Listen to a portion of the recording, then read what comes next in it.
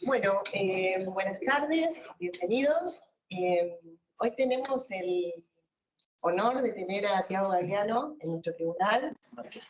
Yo solamente quería agradecerle a Tiago por su generosidad, una agenda complicada, y estar acá. Llegó hace, nada, 1 hora y media de Curitiba, lugar donde él vive, con su hija Sofía, y mañana ya está en otro lado. Y también agradecerle a Amos haber hecho esto posible. Y voy a dejar en manos de Amos la presentación de Tiago, y bueno, después vamos a quedar aprovechándolo a Tiago todo lo que podamos. Muchas gracias. Gracias por estar aquí. Gracias. Gracias, Florencia. Gracias al Tribunal de Casación Penal por esta oportunidad de presentarlo a Tiago, a José, un profesor y un amigo también. Es muy breve lo que voy a decir yo, no soy el que tiene que disertar. Ahí está. Tiago Galeano es un docente y un pensador del derecho de Brasil, y es muy reconocido en su área. Quizás uno de los expertos en materia de neurociencia y derecho en América Latina, y de mayor referencia en América Latina. Tiene esa extraña, es una rara avis, y eso es bueno para el derecho, porque tiene esa extraña combinación de ser un practicante del derecho, es un juez, pero que al mismo tiempo es un académico y es una persona con muchas dudas. Eso es una combinación atípica del derecho, que ama las certezas y rechaza las dudas, y él nos viene a sembrar algunas ideas respecto a las dudas. Tiene una serie de postdoctorados que no voy a mencionar, ¿sí?, en honor a los asistentes y a Tiago. Tiene un doctorado en Derecho, y nos hemos conectado a través de la argumentación jurídica hace tiempo. Es un amigo, compartimos algunas ideas a través de amigos comunes como Manuel Atienza y con Juan Antonio García Amado, que es amigo, aunque no coincidamos con algunas cosas con él. Y yo les quería decir por qué es importante lo que van a escuchar dentro de nada, dentro de 1 minuto y medio, 2 minutos. El derecho actualmente, o históricamente, desde la Revolución Francesa para aquí, se ha preocupado por las certezas y por las demostraciones y por la obtención de la verdad. Pero al mismo tiempo que se ha preocupado por eso, no se ha preocupado por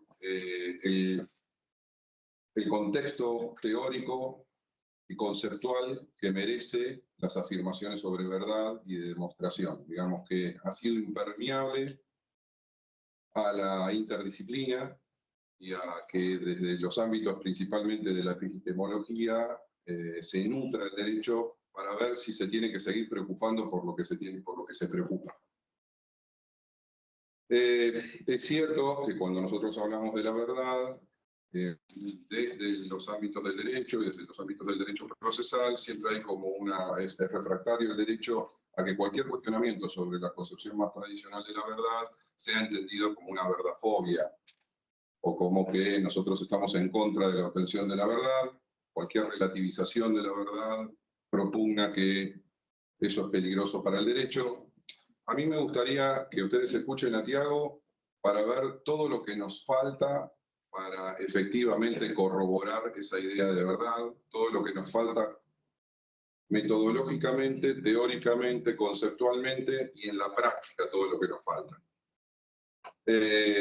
También es una invitación, Tiago, a preocuparnos tanto por la verdad. No es la realidad, es una versión sobre esa realidad, y lo que podríamos afirmar como verdadero o falso son nuestras afirmaciones, no la realidad, que no es ni verdadera ni falsa. Así que cuando hacemos esas trampas en los laberintos que tenemos en el derecho, diciendo, por ejemplo, en nuestras demandas o en nuestros escritos hechos, o decimos en nuestras sentencias hechos, bueno, esos no son los hechos, es una versión lingüística de lo que resultan ser los hechos que se encuentran en la realidad, y eso que escribo puede ser atacado como verdadero o falso. El camino de Tiago hoy va a ser cuánto nos falta para poder afirmar que eso es verdadero, sin entrar en las teorías de las verdades y nociología que deberíamos también estudiar. Yo sé que son temas muy agotados en la currícula de las facultades de Derecho. Nosotros hemos estudiado, recuerdan ustedes en las facultades, epistemología jurídica, teoría del conocimiento, teoría de la comunicación, argumentación jurídica, ¿no? Es todo lo que hemos estudiado a lo largo de todos estos años. Por eso, que venga un profesor extranjero, hablamos de epistemología, cómo demostrar la verdad, si tiene sentido preguntarnos sobre la verdad de los hechos o no la verdad de los hechos, es algo muy remanido para nosotros. Bueno, mi chanza y mi ironía a veces genera desconcierto, pero lo cierto es que enseñamos, y con esto termino, enseñamos derecho como en el siglo XIX, lo aprendemos como en el siglo XIX, lo practicamos en el siglo XIX y queremos resolver conflictos del siglo XXI. Después nos sacamos las vestiduras de por qué la sociedad nos desconfía. Con ustedes, Tiago Gagliano, muchas gracias. Muchas gracias, Amos, mi querido amigo. Muchas gracias a la doctora Florencia también, a la Corte de Casación. Es un placer, un honor estar acá, venir acá una vez más a La Plata. Me encanta la ciudad, me encanta de hecho el país. Yo tuve la oportunidad de venir aquí con mi familia y hacer un recorrido de coche desde Buenos Aires a Patagonia. Y de hecho, vuestro país es increíble, de bonito y la gente muy cálida también. Excelente y bueno, me encanta. Soy un apasionado por Argentina. De hecho, creo que tengo un corazón más porteño que un poco brasileño. Pero bueno, estoy aquí, no es ese archivo, es el PowerPoint. El PowerPoint que genera conferencia. A ver. Bueno, estoy aquí para hablar de una laguna muy importante y que es increíble que exista, que es una laguna en la comprensión de los hechos. De hecho, pasa que nosotros estamos acostumbrados a trabajar diariamente, a diario, con cuestiones de hecho, ¿no es verdad? Si uno fuese, por ejemplo, hacer un análisis de cuántos casos, cuántos expedientes, procesos judiciales se resuelven basados en la prueba oral, seguro que tendríamos la mayoría de los casos, ¿no? Más o menos así. La mayoría de los casos se resuelven, se deciden, se fallan a partir de pruebas orales, ¿no es eso? Pero, ¿cuánto de hecho, de prueba oral estudiamos nosotros en las facultades de Universidad de Derecho? Casi nada, casi nada. De hecho, ¿y por qué no estudiamos casi nada o muy poco de los hechos de la prueba oral en la Universidad de Derecho?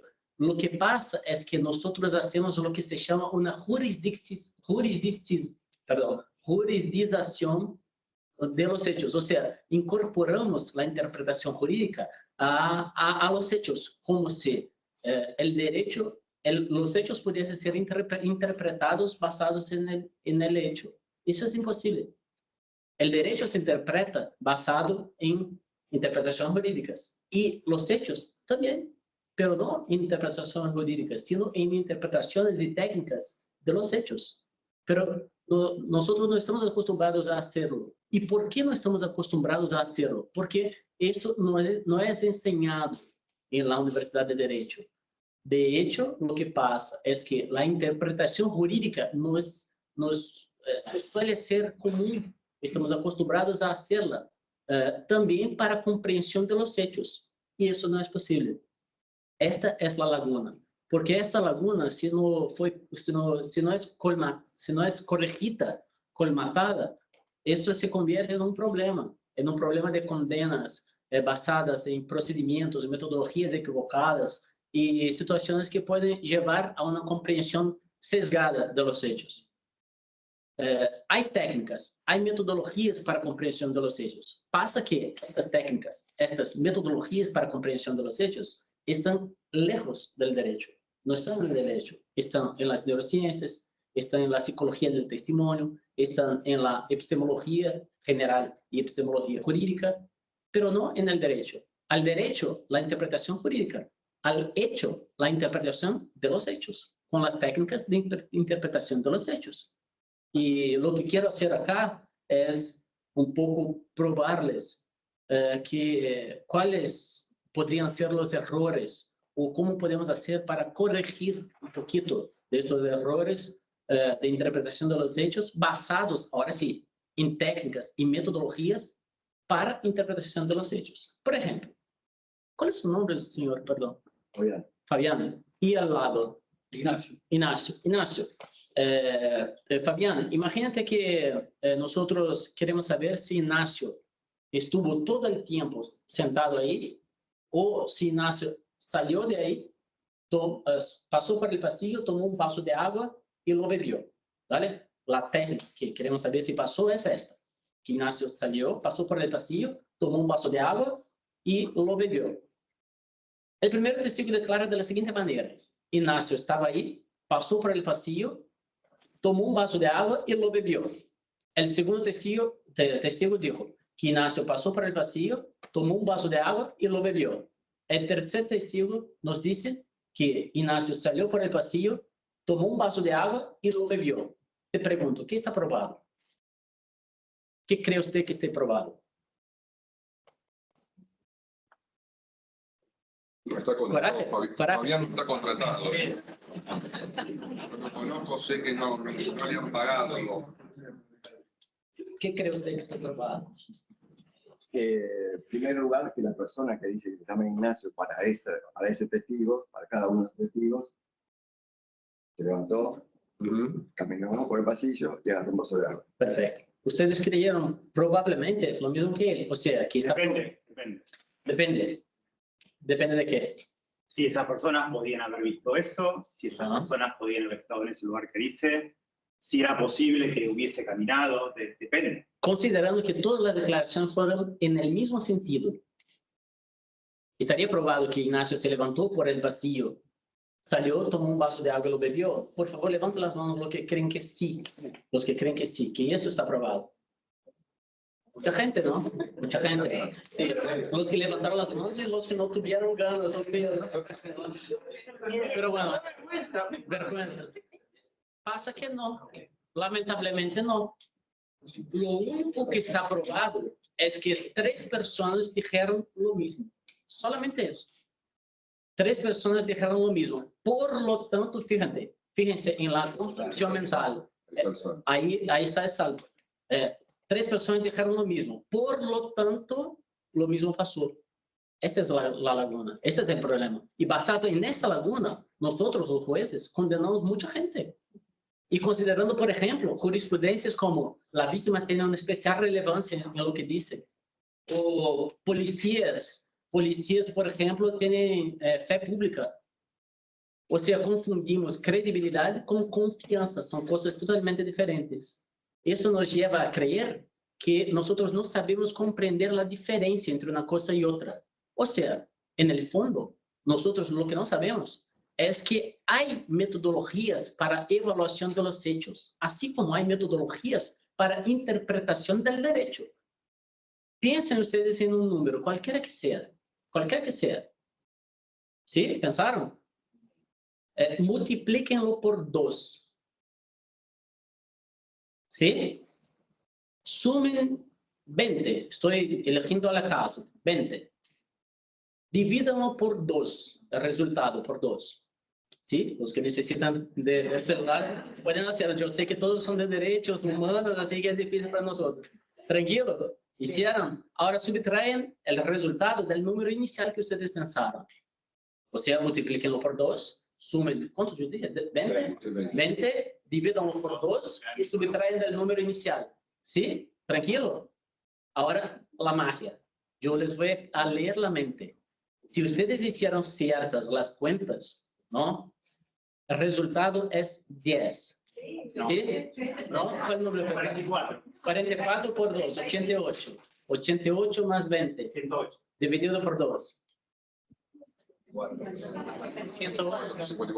54 menos 4. A ver. Para que vean. 44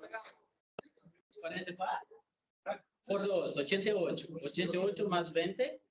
66. 66 menos, no, dividido por 2. 33 menos 20, ¿no? 88 más 20. ¿Cuál fue el número? La mayoría dio bien. No. Inténtelo de nuevo. Inténtelo de nuevo. Inténtelo de nuevo. A ver, ahora voy a hacer acá para decir. Inténtelo de nuevo. Sí, piensa en un número cualquier que sea. ¿Sí? Multiplíquenlo por 2. ¿Sí? ¿Tranquilo? Bueno, sumen 10. Voy a cambiar para que quede más fácil. 10. ¿Sí? Siempre el resultado. ¿Sí? Dividan el resultado por 2. ¿Sí? Ahora subtraen del número que ustedes pensaron al comienzo. Ese resultado hay que restarle lo del comienzo. Sí, tranquilo. Tranquilo. ¿Hicieron cierto ahora? El número final es 5. ¿Sí? ¿Ahora funcionó? ¿No? ¿Sí? ¿Funcionó? Daniel. ¿Funcionó ahora? Sí. 5. Lo que quiero decir con eso es que hay una metodología para comprensión de los hechos. Yo no sé cuál fue el número que ustedes pensaron, pero sé cómo llegar al resultado final. O sea, hay una técnica para eso. Hay una técnica para eso, como hay una técnica para comprensión y valoración de la prueba oral, para hacer preguntas, para comprender y evaluar las respuestas y todo más. Pero pasa que ustedes tuvieron, por ejemplo, una asignatura en la universidad que se llama Psicología del Testimonio. No. 1 y 2. 1 y 2. ¿Tuvieron, por ejemplo, neurociencias involucradas en la prueba oral? No. Por eso es que nosotros, ¿qué hacemos? Hacemos saltos causales, hacemos compreensões sesgadas y juridicizamos, esa era la palabra que buscaba, juridicizamos a los hechos. Y eso está equivocado. Hay que corregir. Así que vamos a plantear algunas técnicas aquí. Y estas técnicas espero que les van a enseñar un poco de lo que estoy hablando y cómo corregir un poco. Es una degustación, por decirlo. Bueno, quiero empezar contando lo que pasó a estos dos filósofos, Wittgenstein y Popper. Wittgenstein y Popper tuvieron un único encuentro en toda la vida. Tardó como 10 minutos y fue completamente explosivo. Casi se pelearon físicamente, de hecho. ¿Qué pasó?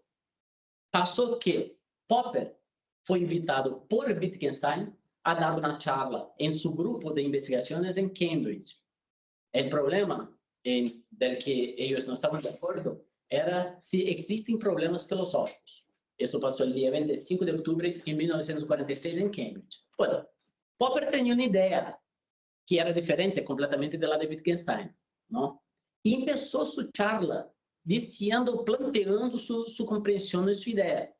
Luego, Wittgenstein, que era conocido por tener no ser muy calmo, por decirlo, sí, tenía así era un poco nervioso, ¿no? Interrumpió a Popper y empezó a gritarles a él. Y gritar, ¿no? Y plantear cosas y decir que estaba equivocado, eso todo en los primeros 10 minutos. Y Popper empezó a hacer lo mismo, porque tampoco tenía un comportamiento así tan calmo, ¿no? No era alguien tan calmo así.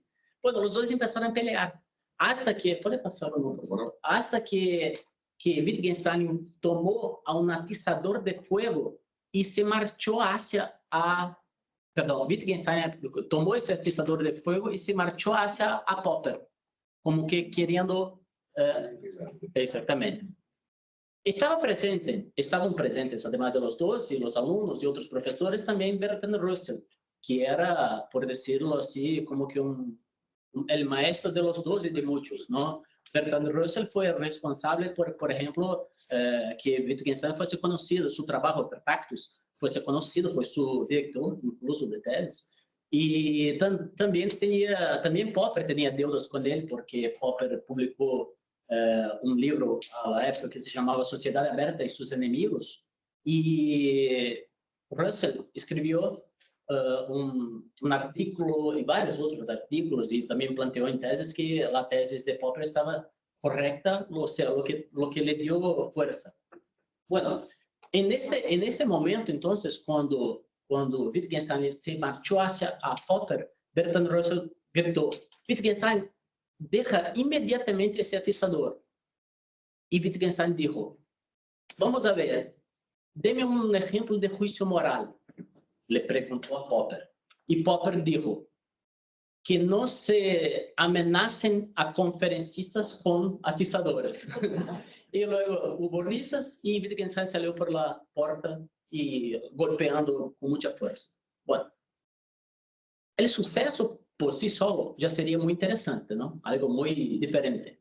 Pero pasa que después las personas que estuvieron presentes tampoco pudieron decir de una manera cohesa, de una manera coherente, lo que pasó. De hecho existieron 3 versiones diferentes.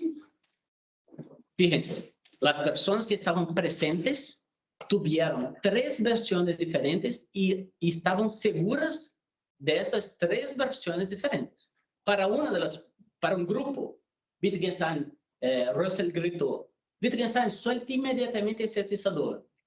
Vamos a ver. Dame un ejemplo de regla moral. No se debe amenazar a un conferencista con un atizador. Y luego Wittgenstein sale y risas. Para el otro grupo, Wittgenstein suelta inmediatamente este atizador. Vamos a ver. Dame un ejemplo de regla moral. Wittgenstein sale, Popper dice: no se debe amenazar a un conferencista con un atizador. Risas. Tercer grupo, Wittgenstein suelta inmediatamente este atizador. Vamos a ver. Dame un ejemplo de regla moral. Wittgenstein sale. Popper no dice la oración, no hay risas. Fíjense, los 3 grupos eran de personas presentes al acto. Y aún así, ellos tuvieron 3 comprensiones diferentes, distintas de lo que pasó. Lo que nos enseña que es difícil creer simplemente en una reconstrucción de la realidad basada en sesgos, como por ejemplo un salto moral. Un salto causal o algunos otros sesgos que nos pueden llegar desde el punto de vista interno e influir decisivamente en una comprensión externa. Y eso para no decir el fenómeno de las falsas memorias, porque es muy, pero muy fácil introducir falsas memorias en quien quer que sea. De hecho, yo voy a hacerlo ahora mismo con ustedes. Es una metodología conocida como el paradigma DRM. Estos 3 investigadores, dice Rediger y McDermott, hicieron un procedimiento de investigación con sus participantes, intentando comprobar cómo era fácil y cómo es fácil introducir falsas memorias en la persona con quien uno interactúe. Así que les voy a pedir que oigan, por favor, sin anotar, un listado de palabras que yo les voy a decir. Y luego voy a hacer algunas preguntas. ¿Dale? Intenten memorizar el listado y las palabras. ¿Dale? Tranquilo. Tranquilo. ¿Entendieron la actividad? ¿Entendieron? Les voy a decir un listado. De hecho, les voy a decir 2 listados de palabras.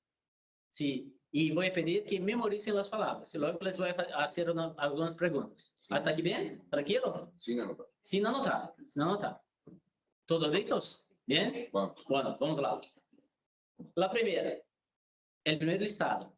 Azúcar, amargo, sabor, miel, postre, chocolate, pastel, delicioso, tarta, crema, helado.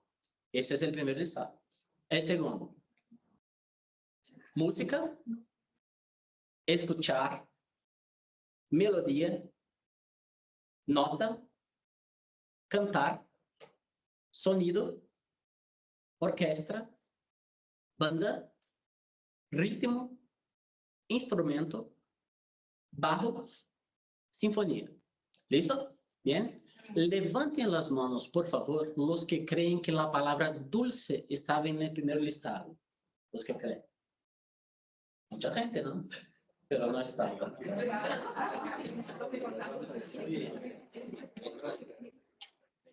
Ahora levanten las manos. Increíble, ¿no? Lo fácil que es. Lo fácil que es.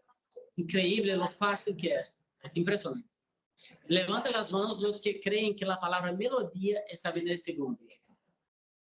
Esa estaba. Muy bien.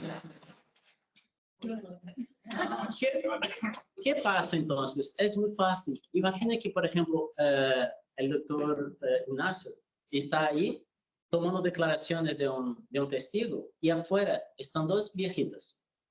Las dos estuvieron presentes en un accidente de coche, ¿no? Una no se acuerda de nada. Y la otra sí, piensa que se acuerda, ¿no? Porque no se conocían, estaban las dos ahí. Y para intentar charlar un poco, no sé, empezar a conocerse, una le pregunta a otra, oye, ¿tú te acuerdas del accidente, del choque? Sí, me acuerdo. Este coche rojo pasó por el aquí se llama semáforo. Sí, semáforo. Por el semáforo y se destruyó el otro y la gente se hirió y fue una desgracia. Sí, sí, sí me acuerdo. Y ahí Ignacio llama a aquella otra que no sabía y no se acordaba. Y le pregunta, oye, ¿tú te acuerdas qué pasó? Una pregunta abierta, está correcta. Sí, me acuerdo, el coche rojo pasó por el semáforo, se golpeó, se chocó con el otro y los dos fueron destruidos. El coche era verde, no era rojo. Pero si uno le pregunta a esta señora qué color era el coche y si estaba segura de eso, ella le contestará al Ignacio, sí, estoy segura que era rojo.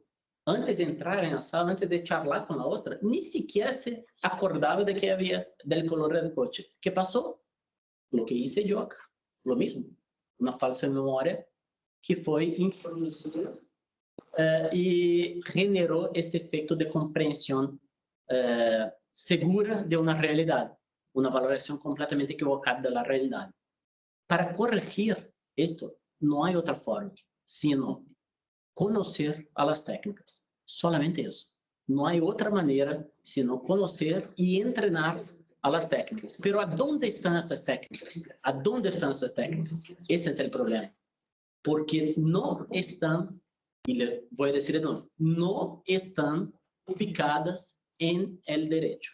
No están ubicadas en el derecho. Tiago, esa historia a veces se repite por los medios de comunicación y no por el testigo que está en la misma sala. Porque es fácil separar al testigo que está en la misma sala, pero no es fácil apagar el televisor. Exactamente. Por eso, lo que voy a hacer acá, dime. Yo pienso que también hay un problema que puede incidir en esto, que por ejemplo hay las calificaciones legales, legales que nosotros tenemos, eventualmente las personas, sobre todo cuando nosotros tenemos, por ejemplo, un tipo penal, una figura delictiva que describe una conducta.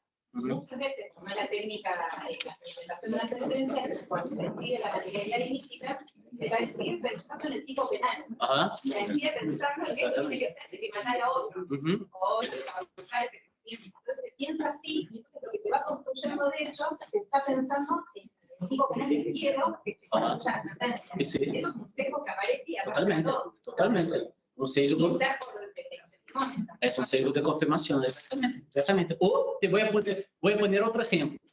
El juez criminal, penal, está viendo una denuncia del Ministerio Público Fiscal, ¿no? Una lesión, cualquier que sea, una lesión. Está leyendo la denuncia. Pero mira a la hoja de antecedentes, aquí se llama así, hoja de antecedentes. A la hoja de antecedentes, este tipo que está siendo procesado ahora ya tiene 5 condenas de lesión. ¿Qué va a pensar el juez? Ya está condenado y mira, está leyendo la denuncia. Ni siquiera hubo la prueba oral, pero ya está condenado. Para evitar que eso pase, solo conociendo las técnicas que no están ubicadas en el derecho. Así que lo que voy a hacer ahora es ponerles o presentarles algunas de estas técnicas. Hay muchas, pero muchas. Pero les voy a presentar algunas de estas técnicas para que quizás ustedes puedan, ya hoy por la tarde, ¿no? Ya finalizó el expediente, ¿no? Que por la mañana, ¿no? Mañana por la mañana puedan aplicar las técnicas. Sí, siguiente. Aquí un ejemplo de estado mental y comprensión de la realidad. Aquí son 3 cerebros. Uno de ellos con lesiones causadas por cocaína, el de arriba, el de abajo a la derecha, aquí a mi derecha, lesionado por heroína, y el otro alcohol. Ahí no está lesionado, solo fue una foto, una imagen ilustrativa, ¿no? ¿Qué quiere decir eso? Quiere decir que nosotros no comprendemos, o a lo mejor no consideramos muchas veces el estado mental de la persona que está siendo procesada. ¿Por qué? ¿Y por qué es importante? No solamente por cuestiones de aplicación de la ley, saber si es imputable o no es imputable. No, no es eso. No es solamente eso. Eso es desde el punto de vista jurídico. Pero hay otras cosas. Hay otras cosas. Por ejemplo, saber, por ejemplo, si uno es viciado en alcohol, si uno es viciado en marihuana, por ejemplo, ¿cómo será el patrón de comprensión de la realidad de esa persona? ¿Cómo será una respuesta esperada de esta persona? Porque si yo puedo comprender que una respuesta esperada de alguien que es viciado, por ejemplo, en marihuana, es de una forma, de un tipo, yo puedo contrastar la respuesta de alguien con los artículos y testes científicos que tienen décadas, siglos, quizás. Y con eso puedo elevar o disminuir el nivel de credibilidad de lo que me está diciendo la persona. Por ejemplo, en muchos casos, los que trabajan con penal, sabemos que en muchos casos nosotros tenemos discusiones sobre si la persona es usuario o traficante, ¿no? Eso pasa acá también. ¿Por qué? Usuario o traficante. Eso pasa. En Brasil es muy tajante esta situación. ¿Por qué? Porque la pena para traficante es muy pesada. Y para el usuario ni siquiera hay mucha pena, es más una sanción administrativa. Hay una pena, pero no es tan fuerte así. O sea, los traficantes plantean ser usuarios, ¿no? Si nosotros sabemos, por ejemplo, las diferencias entre de comprensión de la realidad de los hechos por traficantes o por personas que son usuarias o los que son traficantes, la manera con la que contestarán una pregunta, yo puedo comparar las respuestas a los resultados de los experimentos científicos. O sea, la respuesta tiene una validación de qué forma, y esa validación me impulsiona a creer que esta comprensión de que es un traficante o es un usuario es más creíble o menos creíble. Les voy a poner algunos ejemplos. Si quieren interrumpirme, a cualquier momento pueden hacerlo, sin problema. Dale. Puede pasarlo. Aquí puse algunos ejemplos de esta situación para que ustedes vean cómo cambia la comprensión de la realidad. ¿Pasó del otro lado? No. Quedó. Un enter ahí, Esperó que se fuera reformando para que probase. un enter, cualquier ya pasa. Vamos a dedicar a la parte tecnológica que se montó. No hay ningún ahí se quedó como trabajo. A ver ahí más arriba. Bueno, mientras tanto voy hablando. Mientras se soluciona la cuestión tecnológica, voy hablando. Por ejemplo, un cerebro de alguien usuario y viciado en marihuana. La marihuana, ella produce un efecto que se llama embotamiento cognitivo. ¿Qué es un embotamiento cognitivo? Si no pasa, no hay problema. Voy charlando y eso todo ya está en mi cabeza hace rato. Es muy interesante la imagen. Sí. Bueno. El que es de hecho viciado en marihuana tiene una situación cognitiva llamada embotamiento cognitivo. ¿Qué es un embotamiento cognitivo? Es una disminución de las funciones cognitivas.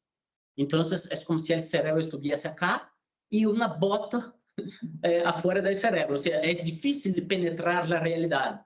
Es como si fuera así, haciendo una analogía. Como si este aquí fuese el viciado, el usuario. Espera, aquí. Ahí está. Aquí es la realidad y aquí es su comprensión. Y es como si esta realidad, este nivel de comprensión, o sea, el límite entre la realidad y su comprensión, estuviese llena de agujeros. Es como si estuviese llena de agujeros. O sea, la realidad no entra totalmente, entra por partes. La comprensión de un viciado en marihuana acerca de la realidad es entrar por partes. Por eso que si usted le pregunta algo, él se va a quedar así.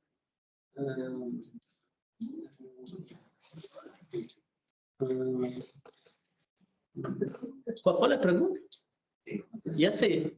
Y te va a contestar pensando y parando y reflexionando.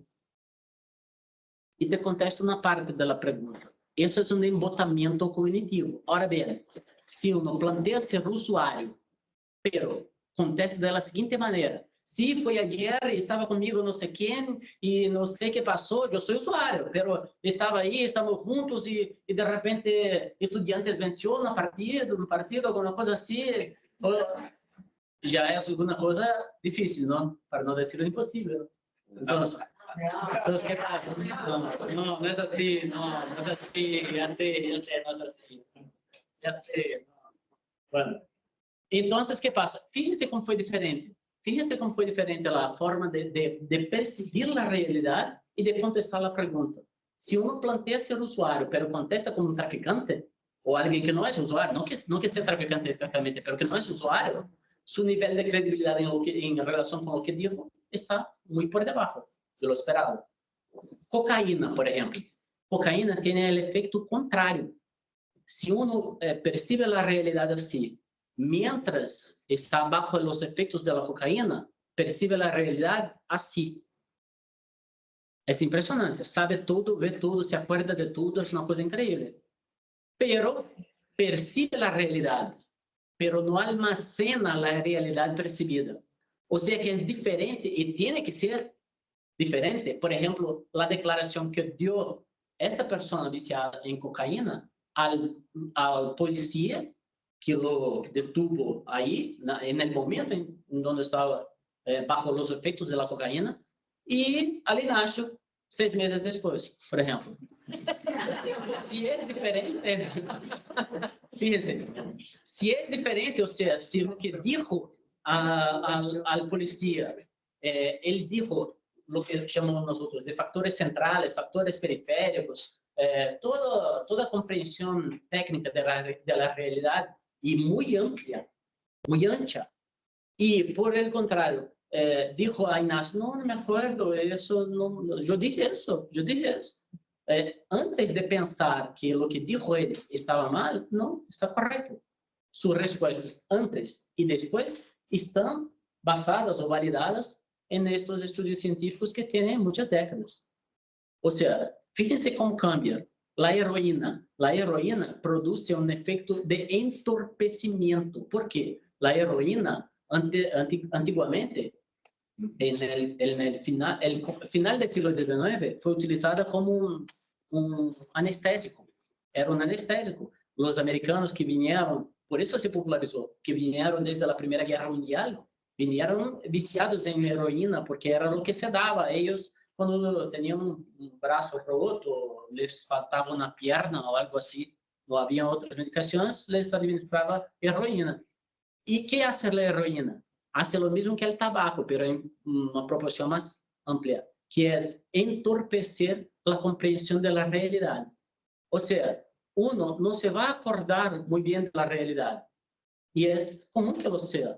O sea, si alguien que plantea ser usuario de heroína comprende, acuerda y es capaz de decir todo lo que pasó de la realidad, el nivel de credibilidad está bien abajo. Por el contrario, si él nos dice que no se acuerda, que eso no sabe si pasó, o si sabe, por ejemplo, solamente los hechos centrales, que es la ruta del acontecimiento, pero no los hechos periféricos que están alrededor de la ruta del suceso, ¿no? Eso cuadra bien en los criterios de validación en relación con quien es viciado en heroína. Pero bueno, estamos hablando de heroína, de cocaína, de marihuana, vamos a cosas más cercanas a nosotros, ¿no? Café. ¿Cuántas tazas de café ustedes toman por día, más o menos? 4, 5, ¿no? 4, 5. Exactamente. El café, para que veamos más, el café nos perjudica el sueño. Y el sueño es la forma por excelencia de consolidación de memorias. Para consolidar memorias, uno tiene que dormir. Y dormir bien, de 7 a 9 horas por lo mínimo, porque la consolidación, el proceso que se produce en el hipocampo, en el cerebro. En el hipotálamo. No, hipocampo. Hipocampo. De hecho, es hipocampo. Sí. Mira, pensé que era hipotálamo. No, hipocampo. el hipocampo, tú puedes buscar en internet, hipocampo tiene un formato de aquí no sé, caballo marino, por eso se dice hipocampo, es la traducción griega para hipocampo. Es la estructura cerebral, que es la estructura cerebral que es responsable por la conversión de la memoria de corto o cortísimo plazo en memoria de largo plazo. Solo ahí está. Hay que ver una imagen mejor. Sí, hay una serie. Busca ahí en imágenes, solo para que vean ustedes. Imágenes. Imagen. Ahí, imágenes. Para que vean ustedes. Quiero enseñar la estructura correcta del hipocampo que hace lo que estoy diciendo. Baja un poquito. Baja un poquito. Sí, puede ser este. Ay, un poquito más abajo. Ahí, este verde. Abajo. Este verde. Mira que es parecido con el hipocampo, con el caballo marino. Bien parecido. Sí, bien parecido. Esta estructura aquí, que se llama giro denteado. ¿Dónde hay un giro? Ahí, la imagen no está buena. Hay un giro y hay como que dientes. Esta estructura de giro denteado es la estructura que es responsable por hacer esta conversión. Y solo hace esta conversión por reprise, o sea, haciendo de nuevo, pasando de nuevo las imágenes y lo que pasó.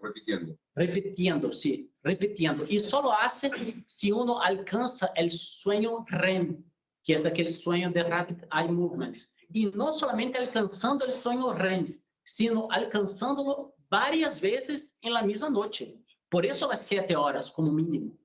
Por eso las 7 horas como mínimo. ¿Qué hace el café? Es que el café tiene un efecto de excitación. Y si uno está excitado, no va a dormir, ¿no? No va a dormir. Y si no va a dormir, no va a consolidar. Si no consolida, no almacena. Si no almacena, no acuerda. No trae de vuelta lo que pasó. O sea, no se acuerda. Y cree que su memoria está dañada. No es que su memoria está dañada. Es que está tomando 7, 8 tazas de café al día. Hasta eso nosotros tenemos que preocuparnos. Alcohólicos, por ejemplo. Lo que el alcohol hace es destruir al giro denteado. Él destruye al giro denteado. Puede pasar uno, por favor. Ahí. Está ahí nicotina do calenço. El giro denteado es destruido. Y si es destruido, no puede comprender, no puede consolidar. Si no consolida, no puede armazenar. Ahora, fíjense que como es importante, sobre todo los que tienen hijos, los que tienen hijos, ¿no? El giro denteado y el hipocampo solo se forma completamente a los 24 años, más o menos. A los 24 años, más o menos. ¿Qué quiere decir eso? Y es una de las dos partes del cerebro que hace neurogénesis, o sea, que puede producir nuevas neuronas, ¿no?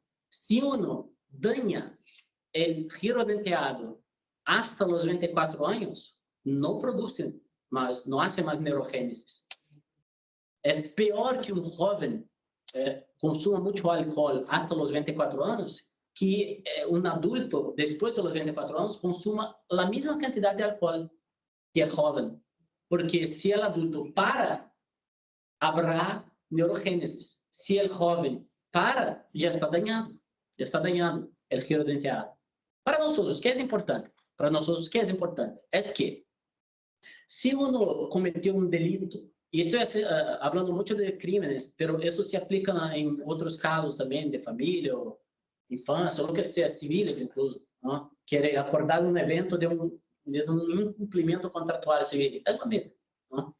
Si uno va a acordar o intentar acordar de algo, pero tiene vicio, por ejemplo, en alcohol, y te presenta una versión muy completa, muy detallada de la memoria, de lo que pasó en la memoria reciente, muy probablemente está inventando. El nivel de credibilidad se cae mucho. Por el otro lado, si él te presenta una versión muy detallada de la memoria pasada, antigua, el nivel de credibilidad se eleva. ¿Por qué? Porque lo que es esperado es que la memoria reciente esté dañada. pero no la antigua. Fíjense cómo es posible manejar incluso las preguntas que nosotros podemos hacer a él en relación con cosas antiguas y en relación con cosas recientes, para verificar el nivel de memoria y cómo está funcionando, manejando la memoria en relación con la comprensión de los hechos. Fíjense, pero eso cómo? Conociendo estas situaciones. Medicamentos, por ejemplo. Hoy día es difícil que uno no tome cualquier cosa, así, un medicamento para relajar o algo. No, es difícil, no les voy a preguntar, pero voy a pedir que levanten las manos, que yo sería el primero a levantar, ¿no? Es difícil. Pero, sí, pero lo que no se dice es que estas medicaciones producen igualmente efectos en la memoria y efectos en la comprensión de la realidad. Les voy a poner un ejemplo, solamente uno. Los medicamentos de la familia GABA. El inhibidor GABA es un inhibidor que evita las sinapsis. ¿Por qué evita las sinapsis? Evita las sinapsis porque es un inhibidor, evita las sinapsis para evitar que la persona sienta dolor. Entonces, uno tiene dolores fuertes, como por ejemplo, dolores neuropáticas, fibromialgia, lombalgia, cosas que no funcionan más con medicaciones que son tópicas o que son sistémicas. ¿Qué hace la medicina? Va a la directoría. Y va hacia la directoría y evita que las sinapsis ocurran. Si evita que las sinapsis ocurran, ¿qué tampoco va a ocurrir? Las sinapsis de la memoria, o sea, la junción, la comprensión de lo que pasó con la comprensión de la realidad basada en sinapsis neurológicas. O sea, eso va a dificultar la comprensión de la realidad. O sea, si uno toma medicaciones, hasta eso va a cambiar su forma de percibir la realidad y tiene que también cambiar la comprensión de las preguntas que nosotros vamos a hacernos a respecto de lo que pasó. Esto para que ustedes puedan ver cómo cambia. Ahora bien, les voy a presentar dos otros estudios, puede pasar uno, dos otros estudios que son más, digamos así, como si fuesen más concretos, para que ustedes vean cómo funciona y cómo es posible extraer informaciones que sean objeto de validación con estudios científicos. Esta senhora que ustedes ven aí se chama Elizabeth Loftus. Elizabeth Loftus es una psicóloga del testimonio de las más famosas de Estados Unidos. Entre sus muchos méritos está el de sistematizar el funcionamiento de la memoria. Por desgracia, nosotros en el derecho tenemos también la comprensión de la memoria que ya fue abandonada hace mucho en la psicología del testimonio. ¿Qué creemos nosotros que es la memoria y cómo funciona la memoria? Les voy a acordar un dibujo, una película que enseña muy bien cómo nosotros creemos que funciona la memoria. En Brasil se llama Divertidamente, no sé cómo se llama acá, que son las 5 emociones básicas. Divertidamente se llama. La película. La película. Película de niños. Intensamente. En esa película, me ayuden, tiene la alegría, el dolor, ¿no? El asco, el enojo, el miedo, sí, la tristeza, muy bien. Y ahí cuando ellas quieren acordar de algo que pasó, ¿qué hacen ellas? Pulsan un botón, sale una pelotita, ¿no? Esa pelotita la toman, ponen en una máquina y se proyecta la realidad, ¿no es así? No es así que nosotros queremos que pase la realidad, como si esperáramos que el testigo pudiese revisitar lo que pasó o ver de nuevo lo que pasó. Esto es lo que pensamos nosotros, ¿no? Eso no es así, lamentablemente. A cada momento que pasa, nosotros reconfiguramos lo que acordamos. El yo de hoy no acorda de la misma manera de un mismo suceso del yo de ayer. Y esto es lo que hacen todos los días los psicólogos clínicos, por ejemplo, en terapias. Intentar reconfigurar su cerebro, o sea, resignificar la realidad para que ustedes, por ejemplo, dejen de tener miedo de hormigas, de arañas. Mi mujer tiene tortugas. Sí, exactamente. Nosotros tenemos un ejemplo, que es la memoria funciona como un archivo de Word. Cada vez que se abre, Se guarda con los cambios. Se guarda con los cambios, exactamente. El mérito de Elizabeth Loftus fue comprobar eso. Comprobar y cómo haciendo una división cartesiana. Esa división cartesiana es encontrando las tres fases de la memoria. ¿Por qué es importante encontrar las tres fases de la memoria? Porque si yo sé que la memoria tiene una fase de registro, otra de almacenamiento y otra de recuerdo, yo sé también qué puede pasar mal en cada una de esas fases. Las identifiqué antes. Luego, yo sé que puede pasar mal. Y de hecho, ella hizo de esa manera. Y dividió en dos tipos, familias de factores. Para cada una de las tres, hay dos familias de factores de cosas que pueden pasar de equivocada en la comprensión de los hechos. Ella llamó los factores del suceso y los factores de la persona. Por ejemplo, antes les dije la cuestión de los estados mentales, ¿no? Bebidas, drogas. Estos son considerados factores de la persona. Por ejemplo, si estaba oscuro, estaba claro, si era mediodía, medianoche, son factores del suceso, por ejemplo. Algunos son obvios, otros ya no son tanto. Y otros son muy difíciles de comprender. El mérito de Elizabeth Loftus fue comprender que hay tres fases y que esas tres fases se dividen en factores. Una vez que yo identifico mi enemigo, yo puedo pelear en contra de él, ¿no es verdad? ¿No es así que funciona? Incluso, hoy día, la teoría de Loftus evolucionó. A donde se veían tres fases, hoy día se ven cuatro. Y a donde se veían dos familias de factores, ahora se ven tres. O sea, hay registro, consolidación, que les conté antes del sueño, ¿no? Almacenamiento y recuerdo, y en relación con los factores. Factores del suceso, factores de la persona y factores del sistema, porque el factor del sistema importa también. Por ejemplo, ¿cuánto tiempo tardó hasta que Ignacio pudiera efectivamente entonces oír a este testigo? ¿No? ¿Cuánto tiempo pasó? Porque dependiendo del tiempo, el nivel de recuerdo disminuye y disminuye en una proporción. ¿Sabe quién estudió esa proporción? Ebbinghaus. ¿Sabe cuándo? 1800. Curva de Gauss. La curva de Ebbinghaus. 1800 y pico. Ahora, muy bien, él estudió la curva del oído en 1800 y pico. ¿Y algunos de ustedes ya la aplicaron en el día a día? Para que vean lo lejos que estamos nosotros de una aplicación científica de valoración de la prueba, ¿no?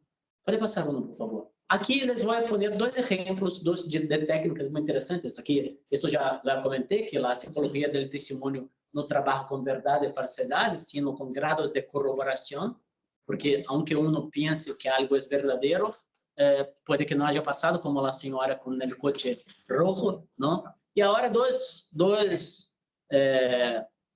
estudios, dos técnicas muy interesantes para que ustedes ya puedan aplicar mañana para verificar y evaluar, analizar el nivel de credibilidad. Mañana, ¿sí? Sí. Mañana tiene expedientes. Sí, sí. Dentro de todo, sí. Bien.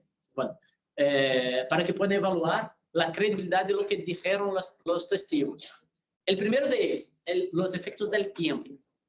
Entonces, fíjense qué interesante. Elizabeth Loftus estaba interesada en saber cómo es la comprensión del pasaje del tiempo por parte del participante interno de un suceso y del observador externo. Y así que condujo ella el siguiente suceso que fue ficticio. Era un robo en una gasolinera. Un robo en una gasolinera.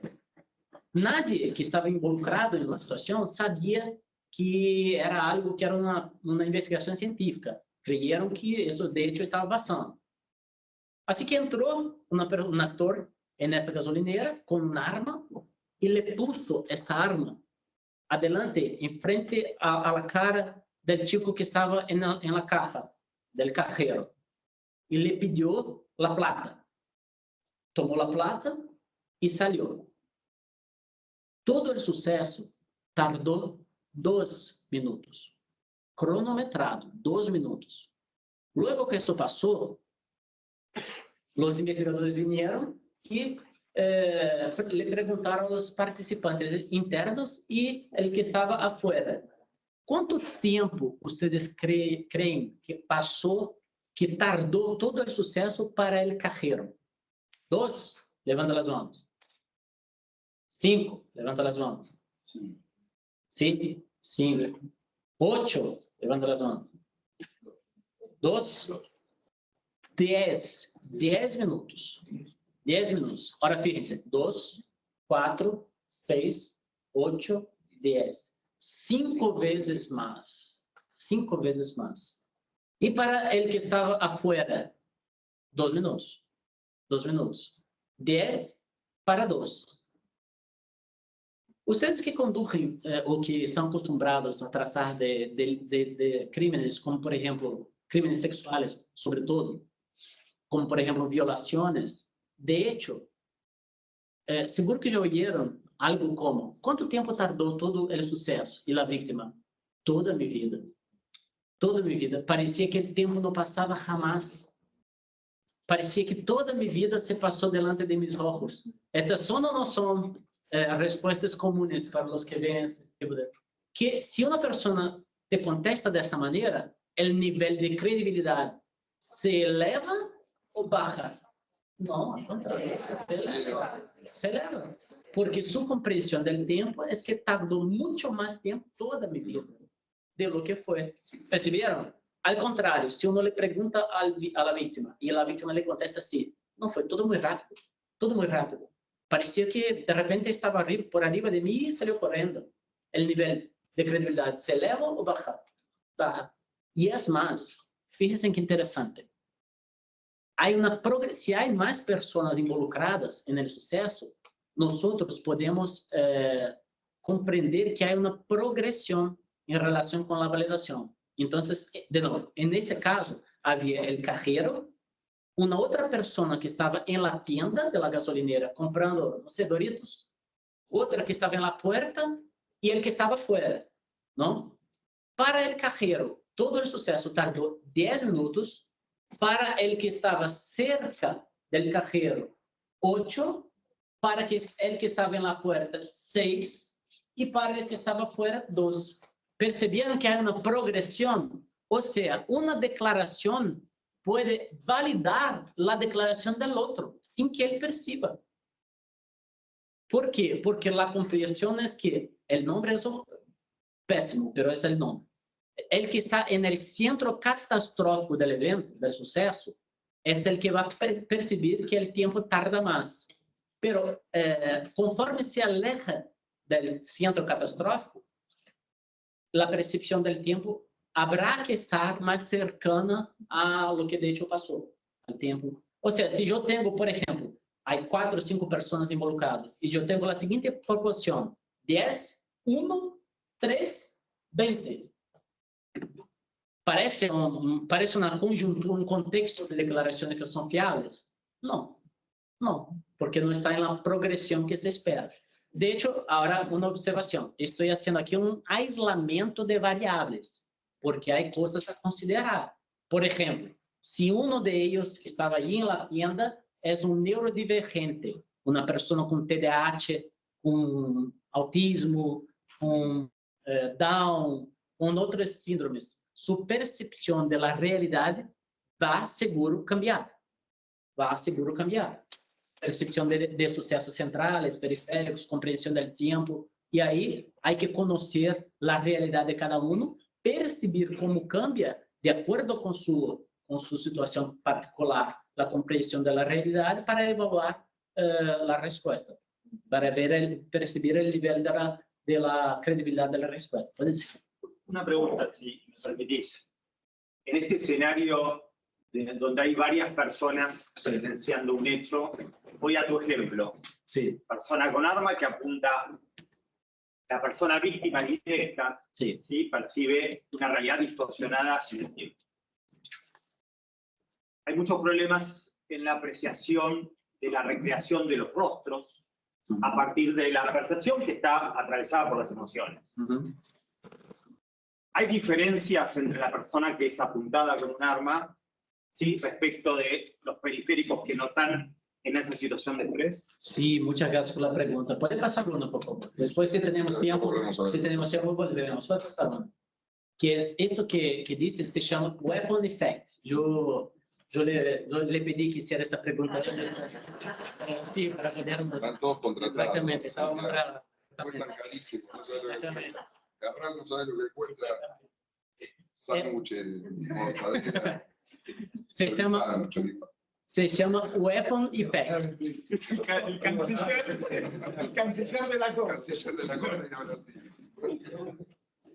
Se llama Weapon Effect, o efecto arma. ¿Qué pasa?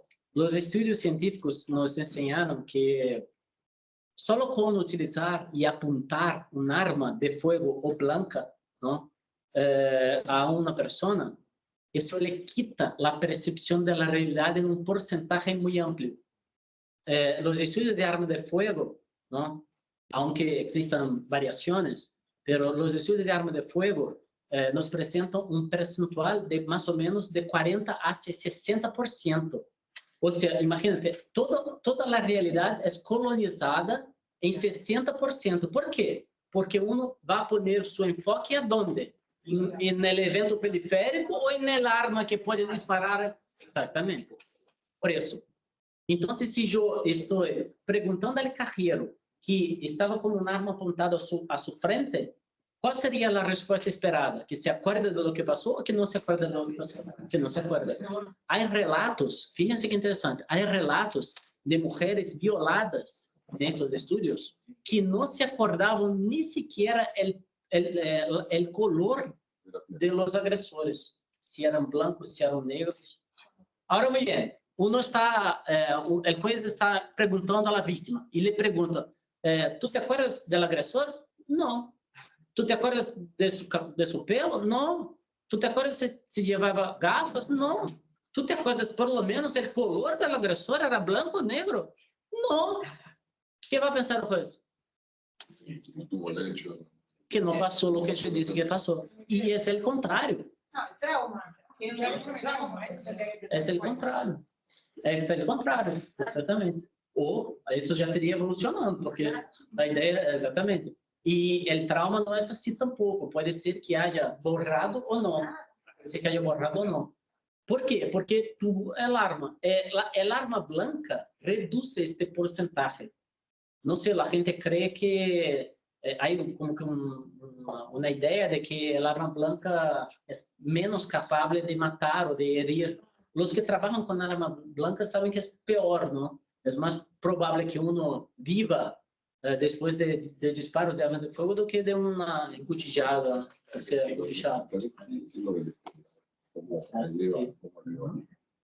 Ahora, muy bien. ¿Percibiste la situación? Entonces, la respuesta ideal es justamente esperar que la persona no se acuerde. Pero, contestando a la doctora, depende del momento. Y ahí volvemos a uno u otro estudio, la curva del estrés. La curva del estrés. Esta curva de estrés fue delineada por dos investigadores llamados Yerkes y Dodson. Eso pasó en 1908. ¿Qué año estamos? 2024. Eso pasó en 1908.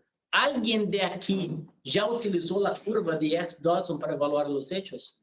No. Y nadie en todos los sitios por donde yo pasé diciendo lo mismo la utilizó hasta ahora.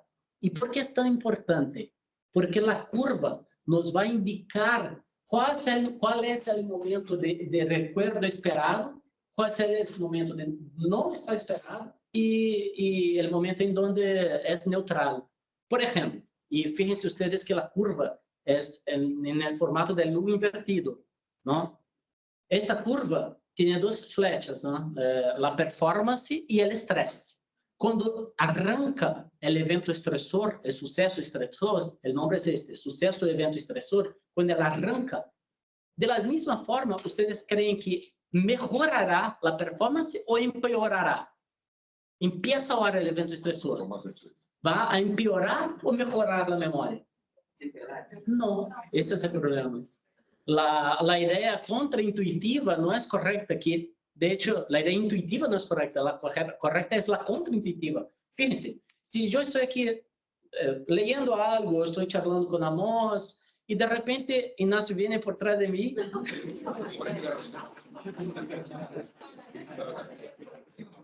me asusta. Ya viene por atrás de mí, me asusta. Complicado. Mas ya viene por atrás de mí y me asusta. Y eso que no conoce a tu hermano. Y me asusta. ¿Qué voy a hacer yo? De repente, me asusté. ¿Qué hacen ustedes? El cuerpo empieza a luchar. Empiezan reacciones biológicas que son válidas para luchar o huir. O sea, la sangre va para las extremidades, exactamente. La sangre va para el corazón late más fuerte, ¿no? Las pupilas se dilatan, ¿para qué? Para ver más cosas, rutas de salida, ¿no? Y más sangre en el cerebro, o sea, funcionamiento mejor de la memoria. De hecho, lo que pasa, y ahora sí es el hipotálamo, lo que pasa ahora es que la amígdala, no está aquí, una amígdala, la estructura cerebral, que es el corazón del sistema límbico, es el área responsable por reacciones emocionales, y es la que es activada mucho más rápido cuando pasa alguna cosa, cuando la máquina tiene que entrar en acción, cuando el control tiene que ser inconsciente, es la amígdala que lo hace. ¿Cómo lo hace? Estimula al hipotálamo, que estimula otra glándula que libera dos hormonas, dos sustancias, la adrenalina y el cortisol. La adrenalina es mucho más rápida, por eso pasa todo eso, y el cortisol más lento, que va a producir el segundo proceso de consolidación, que no es durmiendo, no es soñando. Es la única excepción a la consolidación despierto es el cortisol. Justamente por eso, el cuerpo no quiere solamente te quitar, te extraer de un evento, de un suceso peligroso, sino que tú jamás te olvides de él. Y ahí crea una memoria emocional. Pero bueno, entonces todo eso pasa. Y cuando todo eso pasa, la memoria funciona mejor. O sea, la valoración de los hechos es mejor. Pero el suceso prosigue. El evento estresor prosigue, el estrés prosigue, hasta que llega un punto que el cuerpo no tiene más cómo reaccionar. Eso se traduce, por ejemplo, en testimonios de víctimas, sobre todo de crímenes sexuales, de la siguiente forma. Llegó un momento en que yo no tenía más reacción. Un momento en que yo no tenía más que hacer, entonces me quedé ahí, parada, sin hacer nada. ¿Qué es eso? Es la comprobación de la parte final de la curva de X-Dodson. Ahora muy bien, les voy a poner 3 versiones, 3, y ustedes me van a contestar cuál de ellas está más adecuada a la curva de X-Dodson, para que ustedes vean a dónde nosotros podemos esperar más o menos recuerdo. Primera de las versiones. Yo estaba ahí en el bus y vi que se acercó un hombre. Este hombre se sentó a mi lado, llevaba pantalones azules, tenía una gorra, gafas verdes, su color de ojo verde un ojo y azul el otro. ¿No? Yo ya tuve una luz así, verde y azul, es diferente, ¿no? Y ahí de repente salimos del coche en el mismo sitio. Él me presentó un arma y me dijo para ir a una calle oscura. Y ahí dijo que sacara mis ropas, me violó y salió corriendo. Primera versión. Segunda versión, yo no me acuerdo de nada. De repente estaba ahí en un bus y ya estaba violado. O violado, ¿no? Una víctima. Violada la víctima. ¿Tá? No quiero poner cuestiones de género. Tercera versión. Este tipo se acercó a mí en el bus. No me acuerdo muy bien cómo estaba vestido, qué pantalones tenía, si tenía gorra o no, si tenía gafas o no. Y ahí salimos en el mismo sitio. Él me presentó, me enseñó un arma. Fuimos a una calle oscura y ahí él empezó a sacar las ropas. Ahí yo vi que llevaba pantalones azules, que tenía una gorra así y que tenía bigote. Y de repente también cuando quitó toda su ropa, yo vi que tenía tatuajes y los tatuajes eran así, con tales colores, y me violó y se fue. ¿Cuál de las 3 se abrió más afuera? Justamente la primera. Fíjense, el suceso Empezó el evento, exatamente, empezó quando se acercou. Quando se acercou, exatamente, e começou a quitar um pouco da liberdade da pessoa, não? A pessoa começou a estressar-se. E se estressa, a memória funciona melhor. Assim que pode ver lá. Exatamente. El primer tramo del hecho. El primer tramo del hecho. Exatamente. E aí, a resposta esperada, por lo tanto, seria qual? Depende del tramo. Depende del tramo. Exatamente. Sim. Sí. Por isso é que hay que ter técnicas para saber como funciona, não? E como nós podemos evaluar o que foi percebido desde um ponto de vista científico, porque senão vamos a cair em situações assim como um pouco loucas ou alucinadas, do seguinte modo, por exemplo, bueno, eu estou seguro que el testigo me mentiu. ¿Por quê? Bueno, porque mirava hacia arriba a la izquierda. O eu estou seguro de que...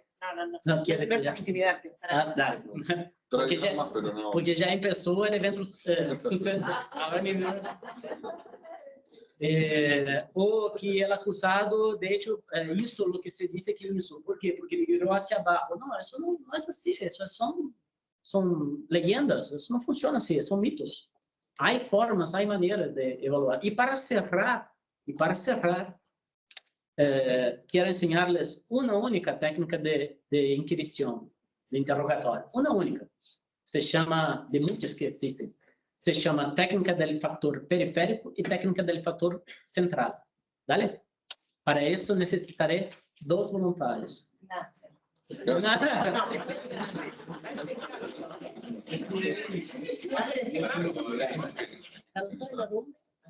La rumbe sí. Como voluntaria, E uma mais. Não, pode quedar assim, tranquilo, donde sea.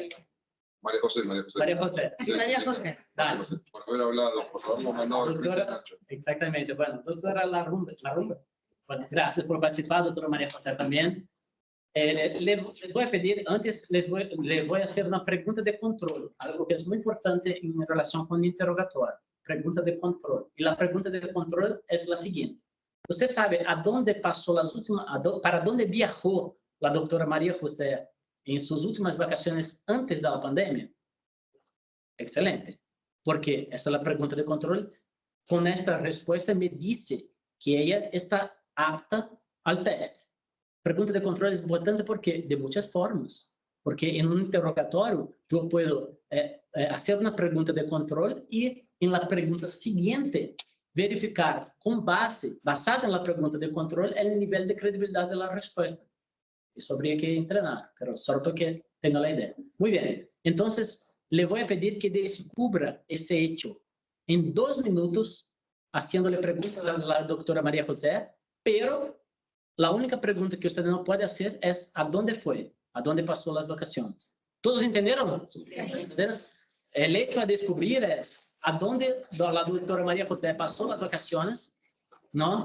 Antes de la pandemia, viajó antes de la pandemia, pero ¿en dónde? Sí, el lugar. Pero no puede hacer esta pregunta, ¿a dónde fue? ¿A dónde fue? En 2 minutos. Contame. ¿A usted le gustan los lugares de mar o de sierra? De sierra.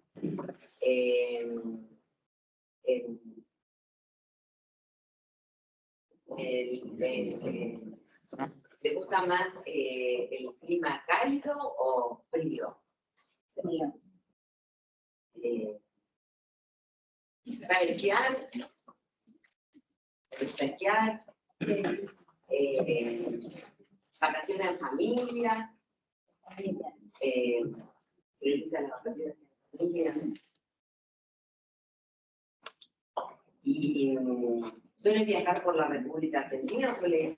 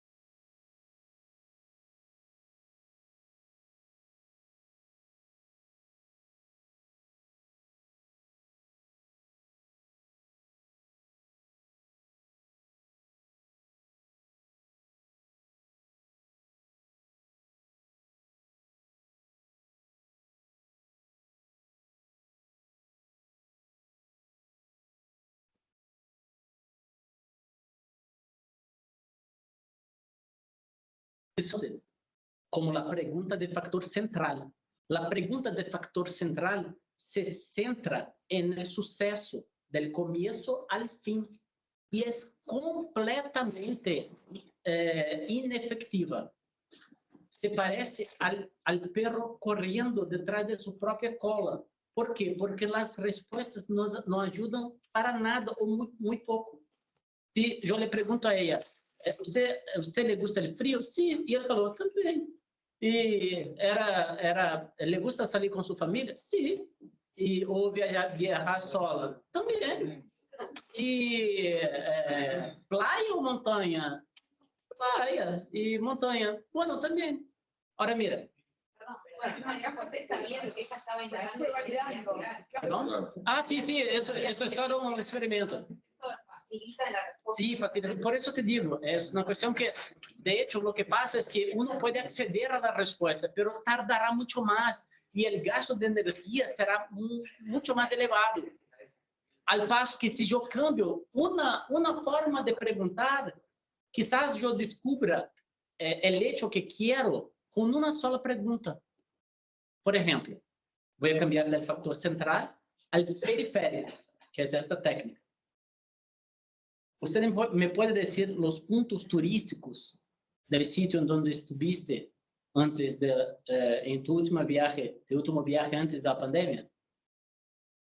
Puntos turísticos. Turísticos del lugar donde estuviste. Sí. Pero no se puede preguntar sobre el lugar. ¿Cómo me preguntas? No se puede preguntar cuál fue el lugar. ¿Cuál fue el lugar? Esa es Imagina si ella me contesta así, para poner un ejemplo más fácil. Ah, sí, había una torre que se llamaba Eiffel. Sí. ¿Ya sé cuál fue el lugar? Sí. Entonces, ¿qué hice yo? Cambié preguntas de factor central para preguntas de factor periférico. Solamente con una alteración. De repente, y seguro que sí, de repente no, seguro que sí, seguro que la doctora llegaría a la respuesta, pero tardaría mucho y demandaría un gasto de preguntas y un camino, un tramo muy largo, muy amplio. Al paso que cambiando por una otra técnica, que tiene otra forma de preguntar, de repente yo accedo a la respuesta con una sola pregunta. Pues a Martín de los Andes, ¿a dónde fuiste? ¿Viste? Cerquita. ¿Comprendieron? Otras cosas que yo podría preguntar, por ejemplo, ¿cuáles son las comidas típicas de este sitio? Por ejemplo, si hay un equipo de fútbol, ¿cuál es el color? Por ejemplo, solo para que ustedes vean, o sea, es un cambio no de preguntas, sino un cambio de metodología de preguntar. Y ese es un ejemplo de una única técnica que existe acerca de interrogatorio, y existen muchas otras. Pero ¿cuáles son? Bueno, les voy a dejar para los próximos capítulos. Muchas gracias por venir.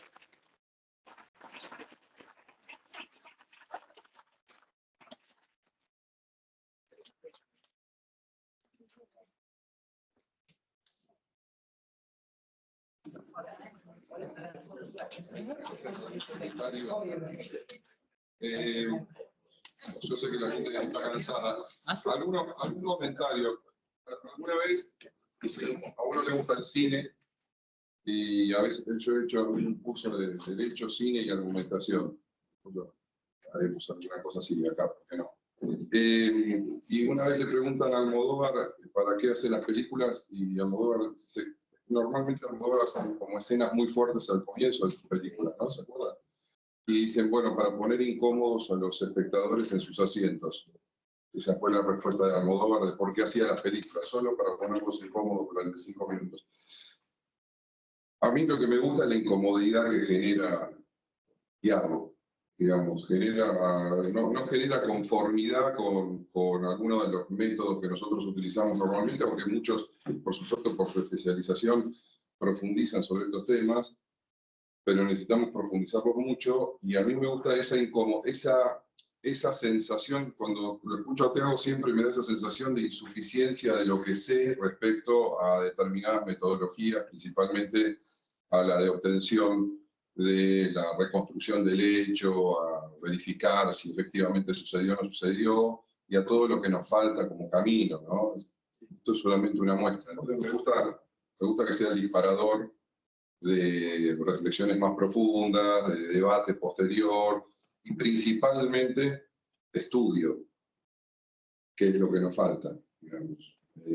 Tenemos una praxis que nos lleva como un viento, la praxis nos va empujando la praxis y el diseño. Además, me gusta que uno tenga que aprender estas cosas, no de lo que me dijo el oficial mayor cuando entré a tribunales, y que la respuesta sea que esto se hace así, porque siempre lo hicimos así, que es una dinámica de reconstrucción de contenidos bastante cuestionable a esta altura. A mí me parece que estos episodios, yo quiero agradecerle a Florencia, al tribunal, al espacio, que convoque estas cuestiones donde te vas con muchas más dudas que las que trajiste. Si te vas con más dudas que las que trajiste, es fenómeno la actividad.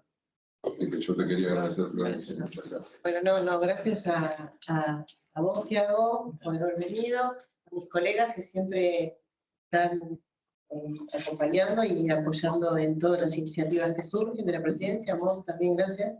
Me parece que, no sé, hay que tener alguna pregunta para Thiago, creo que es como... ¿Quieren tirarlo por la ventana?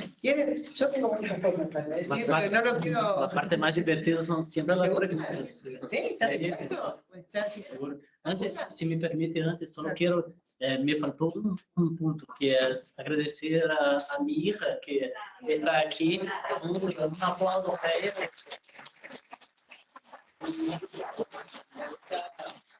Está de vacaciones en el cole. Yo pregunté a ella si quería viajar un poquito con papá y me contestó que sí, así que es la primera vez que, y es la primera vez que viene a la Argentina. Es la primera vez que está en nuestro país. ¿Puedo yo? Sí, por favor. Nosotros acá en la provincia de Buenos Aires ya hace unos cuantos años cambió el sistema de un inquisitivo acusatorio y con esto vino toda lo que es el juicio oral para todos los asuntos, si bien una gran cantidad de juicios abreviados, y bueno, formarse un poco todos los operadores, medio, digamos, así, no académicamente ni científicamente, en todo lo que son las técnicas de interrogación, de litigación y demás. Sumado a una libertad probatoria que implica ya salirnos de las viejas matrices de formato de interrogatorio y todo lo que traía el sistema viejo en ese sentido. ¿Vos considerás que, digamos, la falta de formación de grado, al principio, y luego, bueno, a que le interesa seguir buceando en esto, puede llegar a generar un problema serio respecto a pronunciamientos judiciales con déficits importantes? ¿Por qué te lo pregunto? Porque me ha pasado estando acá. A mí siempre me hacen mucho ruido estas causas que son Innocent Project, 15 años después, esta persona que estaba, digamos, cumpliendo una condena, o los casos emblemáticos que existen, tanto en la jurisprudencia local, la americana e incluso norteamericana, y después me digan, no, esto no fue así. Ya esto tiene que ver con los testimonios. Y bueno, más o menos un poco alguna reflexión respecto a esto, ¿no? Si ¿cómo se para de claro ese error, entre comillas, falta de formación, andar un sistema nuevo sin los recursos académicos para eso, o formativos, y cómo lo ves vos a eso? ¿Cómo se podría menguar un poco esto? Aparte de con capacitación. Excelente pregunta. Yo creo que formación es la palabra clave. Por ejemplo, ahora las cortes en Brasil tenemos un sistema un poco diferente de lo que tienen ustedes acá en Argentina. Hay una oposición para juez. Y luego de la oposición, cuando son nombrados jueces, los jueces tienen que cursar, tienen que hacer obligatoriamente un curso de iniciación funcional, se llama. Son 400 y pico horas de actualización, de comprensión, de formación. Ahora, algunas cortes, algunos tribunales de justicia están implementando técnicas de interrogación, psicología del testimonio y neurociencias en la formación inicial de los jueces. Hay una corte de Acre, incluso va hacia allá a dar clases también, que creó algo más. creó una formación continuada de los jueces y sus asistentes, de una manera tal que solo este curso será hecho hasta que todos los jueces del Estado y sus asistentes hayan cumplido el curso en su integralidad. O sea, eso mejorará mucho la calidad, yo creo, que de la jurisprudencia y evitará los errores. No hay otra forma de comprender esta situación sino con perfeccionamiento funcional, porque la única forma de salir de los errores, de los sesgos, es comprendiendo que ellos existen, que están ahí, y saber qué hacer. Eso se llama reflexión deontológico-crítica. Al comienzo de la charla, cuando les pregunté acerca del vaso de agua, ¿no? El momento correcto sería, si 3 testigos dijeron lo mismo, oye, espera, 3 dijeron lo mismo, pero eso pasó. Esa es una reflexión deontológico-crítica, ¿no? Y no 3 dijeron lo mismo, por lo tanto pasó. Por lo tanto pasó es una validación causal de lo que dijeron los 3.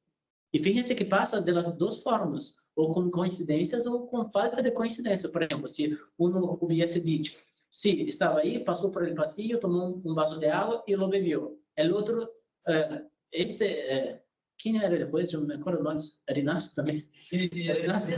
Bueno, gracias, Ignacio. Tuviste una participación fundamental. Nacho, Sí. Nacho, ahora. Sí, el testigo Salí de gira. Ya les voy a dar la palabra. Mira, si el testigo hubiera dicho, el primero que salió al pasillo tomó un vaso de agua, el otro bebió. El segundo, Ignacio, ¿quién es Ignacio? Y el otro, no salió, quedó ahí. Son 3 versiones distintas. ¿Y hay un patrón? ¿Hay un patrón? ¿Cuál es el patrón? No hay una versión igual, por lo tanto no pasó. Fíjense cómo funciona el cerebro. Hay versiones iguales, por lo tanto pasó. No hay versiones iguales, por lo tanto no pasó. Eso es causal, es de la misma forma causal. Exactamente. Y la única forma de detener esta forma, este tipo de pensamiento es, un momento, ¿pasó o no pasó? Déjame ver, voy a reflexionar. Y eso solo sabiendo que existe el sesgo y sabiendo que existe el problema. Entonces yo creo mucho en el perfeccionamiento funcional. No, Santiago, una pregunta sola te voy a hacer. Estas técnicas que me parecen imprescindibles verdaderamente, que en mi caso están vinculados con la insatisfacción del juez por la búsqueda de la verdad. Como vienen medias complicadas, vos me lo confirmarán, con que ahora se está entronizando a la incertidumbre y a la duda, y yo estoy en contra de eso, quería preguntarte si es coherente esto de ejercitarnos con las técnicas para llegar lo más posible a la verdad real, ¿cierto? A la inalcanzable verdad real. Exactamente. Es que la prédica tuya es para eso, supongo, para mejorar la llegada a la verdad real. Es que de hecho, bueno, yo personalmente no creo en la verdad. Yo creo que es posible que lleguemos a una reconstrucción más cercana a lo que pasó. La verdad no es exactamente lo que estamos buscando. Porque, mira, para aquella señorita que estaba ahí afuera de la sala de juicio, para ella el hecho de que el coche era rojo era la verdad. Para ella era la verdad, pero no estaba compatible con una reconstrucción adecuada de los hechos. El caso Sacco Vanzetti, les voy a contar en 2 minutos. Sacco y Vanzetti eran 2 italianos que se marcharon a Estados Unidos en el comienzo del siglo pasado. Sacco y Vanzetti. Sacco y Vanzetti. Sí. Nicola Sacco, Bartolomeu Vanzetti. Ellos se fueron a Estados Unidos con 3.000, 4.000 otros italianos, todos estaban muriendo de hambre en Italia y se marcharon hacia Estados Unidos. Allá encontraron una situación, no cambió mucho la situación, de hecho, morían de hambre también allá y eran discriminados, por encima eran discriminados porque eran extranjeros en un país que no maneja muy bien, hasta hoy incluso no maneja muy bien lidiar con extranjeros y bueno, empezaron a acceder a muchos movimientos sociales, hacer y comandar huelgas hasta que se convirtieron en una especie de sinónimo de criminales. En un dado momento, en un determinado momento, hubo un asesinato en una ciudad, en una fábrica de calzados en una ciudad. Y, exactamente. Y hubo un testigo presencial, ocular. Era una señora. Esta señora, en el juicio por jurado, le apuntó a los dos y dijo la siguiente frase: yo estoy más segura, apuntando a los dos, yo estoy más segura de que ellos dos fueron los criminales, que mi hijo es mi hijo. ¿Qué hicieron los jurados? Condenaron.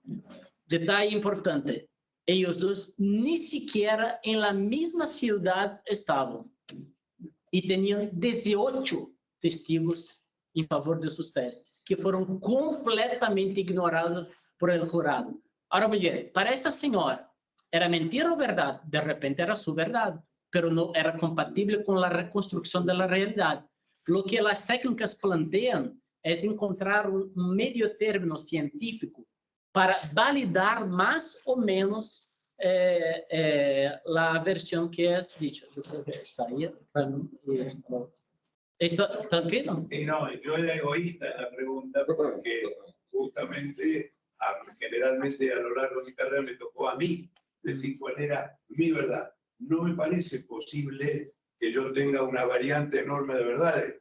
En mi trabajo estoy casi obligado, vos también, Sí. a elegir la tuya. Sí, exactamente. ¿Podrías hacer un aporte para Pico? Sí.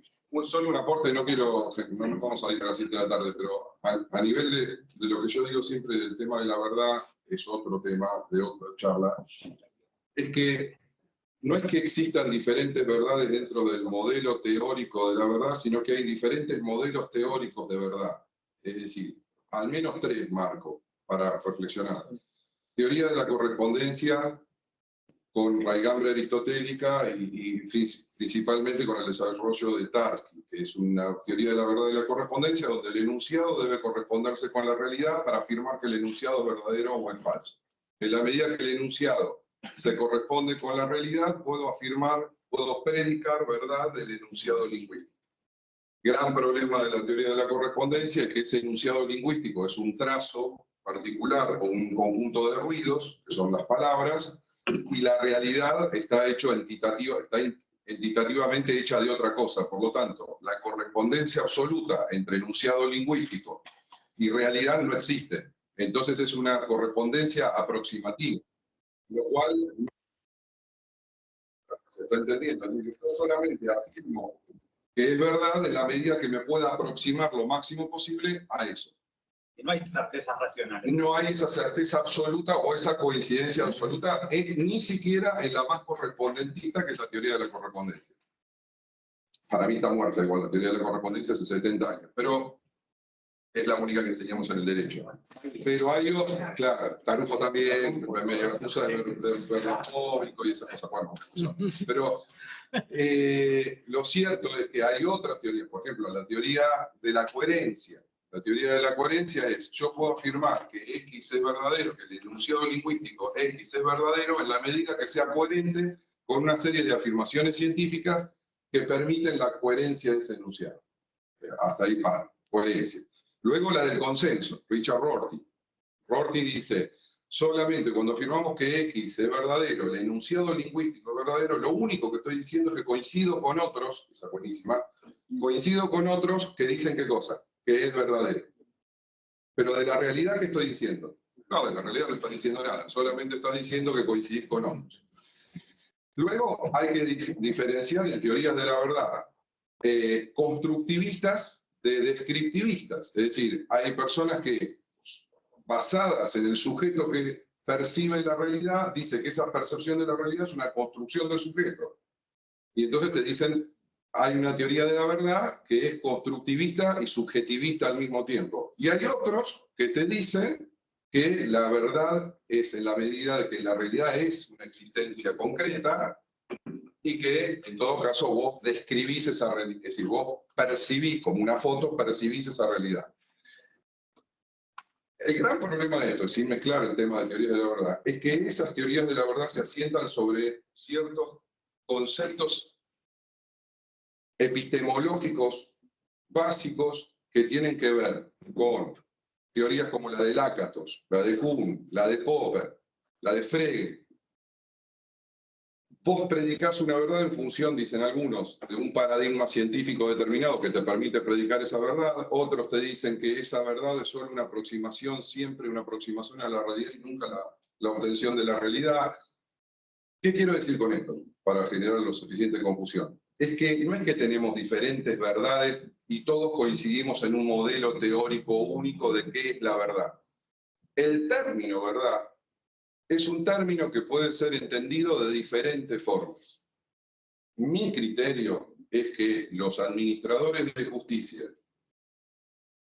que toman consecuencias muy gravosas para los seres humanos en función de lo que afirman que resulta ser verdad, por ejemplo, condenar a alguien a 20 años de prisión accesorias legales y cortas,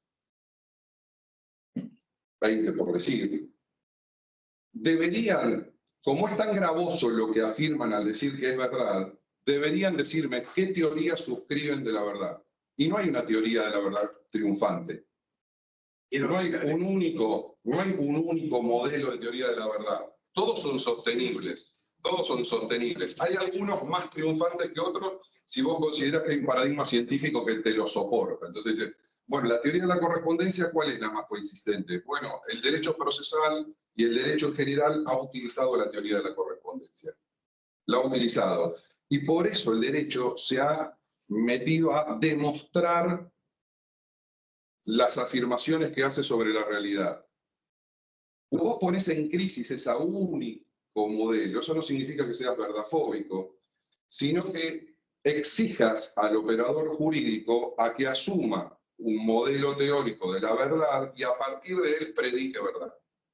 Vos no podés predicar verdad, por lo menos en estas instancias del derecho, no podés predicar verdad sin asumir previamente un modelo teórico desde donde la predicás. Ese debate es inexistente en el derecho. Es inexistente en las aulas de derecho, es inexistente en los simposios de derecho, en los ateneos de derecho, porque nosotros nos limitamos a la teoría de la correspondencia de Tarski y al descubrimiento de la realidad. La salida que plantea, en eso hemos debatido alguna vez con Tiago, es que lo que dice Tiago no tiene nada que ver con la verdad o no la verdad, porque eso es una cuestión lingüística de enunciado. Lo que tiene que ver es cómo reproduzco la realidad lo más certeramente posible. Y eso no tiene que ver con predicar verdad o no de algo. Porque si no caemos en absurdos, como por ejemplo la verdad jurídica y la verdad real, que por supuesto que los teóricos más modernos del derecho procesal, Tarufo negaba, y los teóricos, porque es una invención la verdad jurídica, para tranquilizarme respecto a la insatisfacción de obtenerla, la verdad real. Entonces, como estoy insatisfecho en obtener la verdad real, creo una entidad nueva que se llama verdad jurídica y me conformo con la verdad jurídica. Ilegítimo. Completamente legítimo. Entonces, y de algún modo legitimo mi actuación, porque digo, yo no estoy para recomponer la verdad real, sino que estoy para recomponer la verdad jurídica. Te agarra un epistemólogo. Decir que no graban, ¿no? Pero no se graba, no se graba. No escucha. Y el epistemólogo te pregunta, ahora hablando de drogas y de alcohol, ¿qué tomaste? ¿Cómo que verdad jurídica? Que hay un estándar de verdad diferente al estándar de verdad que debatimos en la epistemología o en la ciencia. No puedes crear un estándar de verdad porque como no logras conformar el que tenés que reproducir, entonces me quedo con el que está reproducido en el expediente. Es cierto, Pipi, que te genera un nivel de incertidumbre eso, porque desde entonces si yo no puedo reproducir, no puedo verificar la verdad de lo que afirmo, es que yo no voy a obtener la verdad y voy a condenar a alguien sin haber verificado la verdad. Quiero agregar, y brevemente para... No respondo a eso, es decir, ese es el debate, quizás ese es el debate, Pipi. No, pero está bien, pero alguna vez vos lo Sí. agregar brevemente. brevemente. Y partís de la base de que no hay verdad absoluta, solamente vos y yo compartimos que no hay nada absoluto. Ni esta misma frase que estoy diciendo Bueno, yo ahora es absoluta. Yo sí, Con lo cual, yo soy un desde el relativista. maravilloso mito de la caverna, Sí, desde el maravilloso mito de la caverna, tenemos teoría del conocimiento. tenemos, Y toda la justicia usa lo que dijiste vos, del mundo.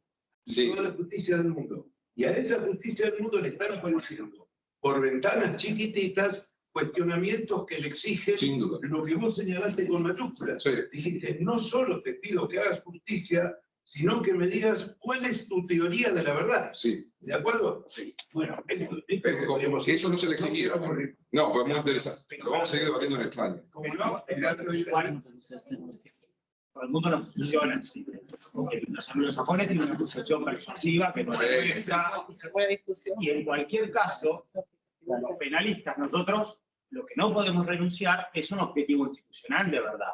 Yo no estoy diciendo que esto signifique que podamos entender que es posible llegar a esa verdad. En términos no existe la verdad racional, eso está claro, ¿sí?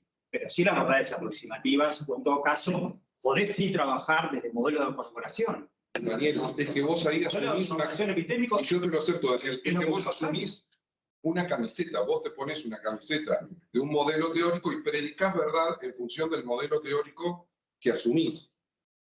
Pero esa asunción de modelo teórico es la que digo yo, que el derecho se debe.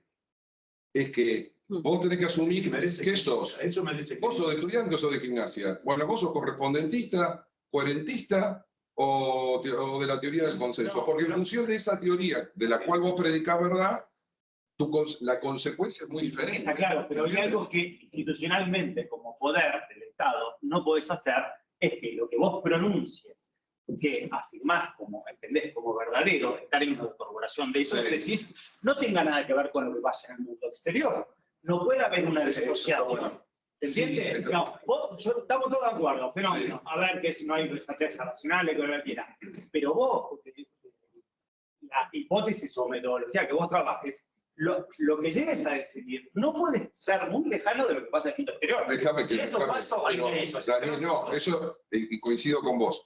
Yo tengo una salida del laberinto por arriba para vender libros de argumentación, es que la salida del laberinto por arriba es la verosimilitud de tu discurso respecto a la realidad. Vos tenés que hacer un gran esfuerzo argumentativo para que tu discurso sobre la realidad sea lo suficientemente verosímil Pero no para que, persuasivo, no persuasivo. no, para que la comunidad jurídica te reconozca con que eso que vos decís de la realidad sea muy, muy, muy, muy, muy probable de que haya sido así.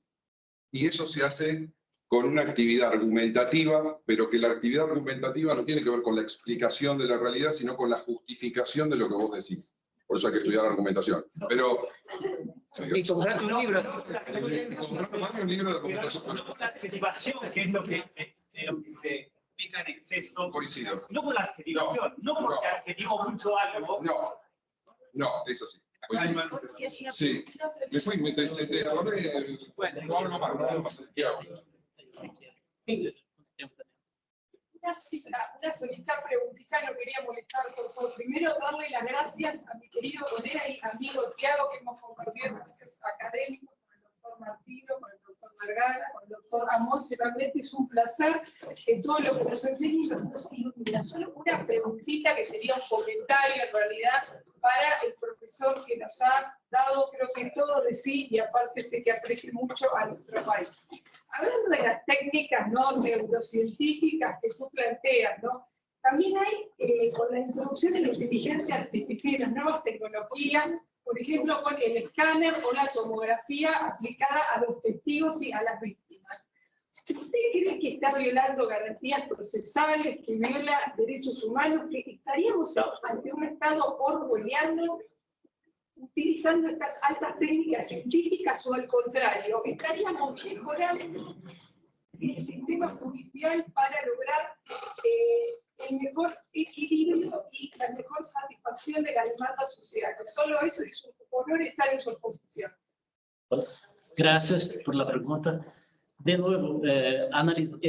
analisar o evaluar técnicas relacionadas al hecho desde el punto de vista jurídico es equivocado. O sea, no es que una técnica científica de evaluación de los hechos esté o no adecuada al principio de la dignidad de la persona humana o de la razonabilidad o lo que sea. No.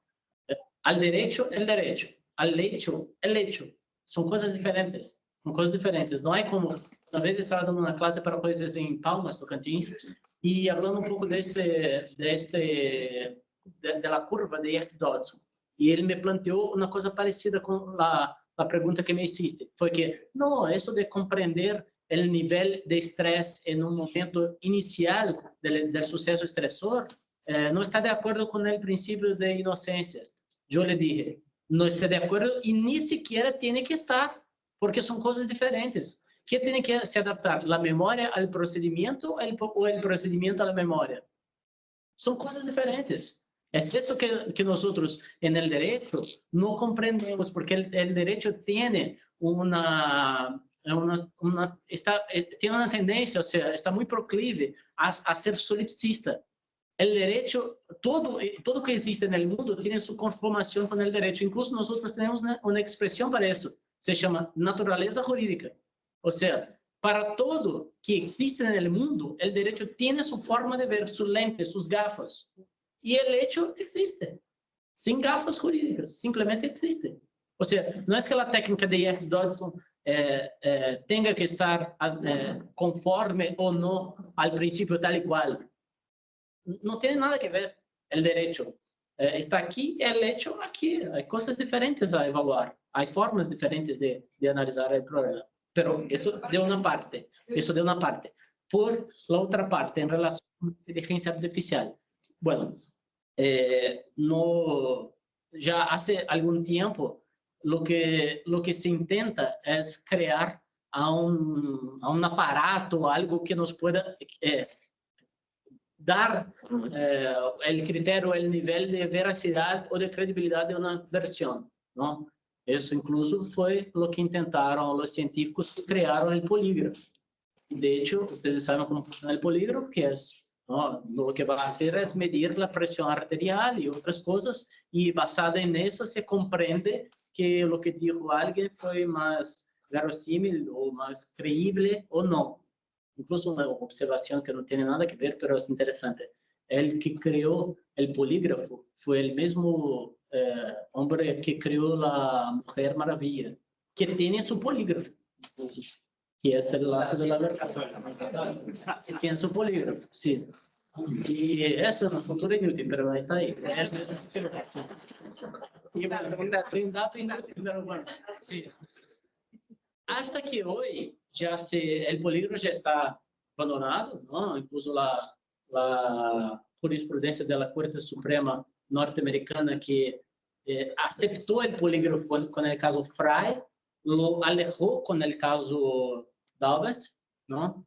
Pero hoy hay otra cosa, que hay estudios en relación con el funcionamiento del cerebro y las áreas que son activadas cuando algo es dicho más cercano o no a la reconfiguración de un hecho. El año pasado yo estuve en un evento, en un congreso en Fortaleza, con el profesor Rafael Yusti. Para los que no conocen, Rafael Yusti es uno de los más importantes neurocientíficos del mundo. No sé cómo no ganó hasta ahora el premio Nobel, y que está desarrollando hace mucho tiempo un mapeamiento cerebral basado en las neuronas. Y él me contestó, me dijo, de hecho, desayunando el día siguiente a la conferencia, yo le pregunté más o menos eso que me preguntaste. Él de hecho, me confesó que ellos ya tienen equipamientos o aparatos que pueden generar imágenes mientras la persona está hablando de algo. O sea, si yo estoy hablando con, no sé, no, ejemplos malos no damos como... O sea, alguien está hablando con su mujer y se acuerda de repente de otra. Exactamente, la imagen que va a aparecer es de otra ahí. Y bueno, eso es una posibilidad. O sea, pero imagina la cantidad de casamientos, de matrimonios si se implementa este técnico. Bueno, y ya, pero, ya me pregunto si está desarrollando. Sí, pero en un nivel de ejércitos, no en un nivel civil. Eso me confesó él, lo dijo ahí en la conferencia. Y bueno, desde este punto de vista, puede que haya un avance en este campo, pero será difícil, porque imagínate, eso es para una resonancia magnética funcional. O sea, nadie va a tomar declaraciones de un testigo con una máquina de resonancia magnética. Sí,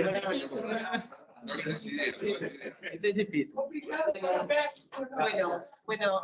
Bueno, vamos cerrando. Gracias a todos.